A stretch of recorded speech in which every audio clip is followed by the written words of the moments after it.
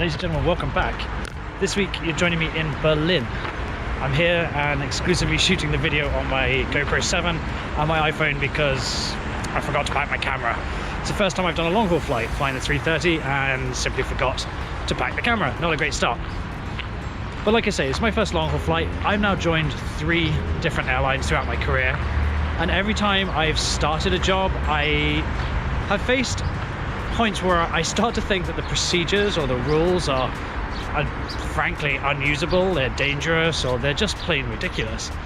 But after the third start, I had to ask myself, what is the constant here? What is always there every time I find these problems?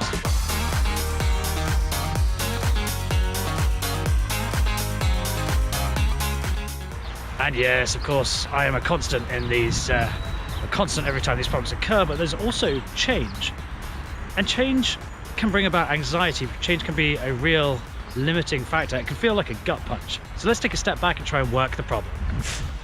This has nothing to do with this video, but today is March 2nd, 2019, and I'm in Berlin. I've just seen a European Union flag and realized this could be the last time I'm in the European Union as a European Union citizen, which is kind of sad. Anyway, change.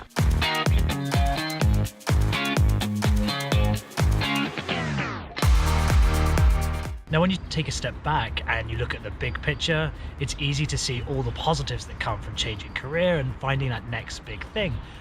But when you're head down working in the trenches, it doesn't take much to become completely overcome and overwhelmed by all of the bullshit. So take when I joined British Airways from EasyJet, one of the procedures they had was that the pilot flying the aircraft didn't control the thrust reversers, which you use to slow down on the runway if you are landing or if you're rejecting the takeoff.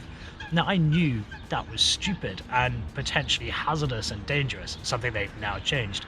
But this simple change that was required of the way I operate the aircraft was a gateway to finding all of the small issues with the job.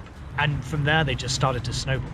With 2020 hindsight, it's easy for me to see that my reaction to this fairly trivial change was me projecting my concerns as to whether I'd made the right decision to change jobs in the first place. Now that I'm aware of this tendency, I am better at laughing off all of these occurrences as they arise. I think the key is to identify that when you change career or you find your next big thing or your next big job, you are taking big risks and you're making decisions based on facts and figures that you have. You are working through the decision-making process and getting to a decision that you should have confidence in. If you just decide to quit your job tomorrow to become a circus performer with no experience, it might be a bad decision. But if you've actually put some work into the career change process and how to actually go about it, something that I'll be covering in the future, you should be able to have confidence in the decisions that you've made and be less affected by the adverse effects and anxiety created by change. With the confidence that you've made the right decision to change jobs, you should be able to get over all these mundane issues as they arise. So try and ignore the trivia and try and ignore those little niggly things that can start to snowball and become big issues if you let them.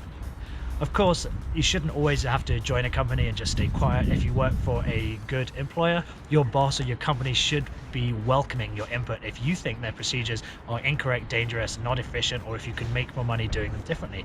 You've been employed for a reason, you have value. Make sure that your company is really utilizing them. And if they're not, perhaps they're not going to be a lifelong employer, but for now it's a great stepping stone to wherever you finally end up. Right, well, that's been another episode of Career-Ending Opportunities. Each week we look for ways to change career and find personal and financial fulfillment in everything we do. If you're not subscribed yet, please consider doing so. And there's always the like button if you like the video as well. Thank you for joining me, and I'll see you again real soon.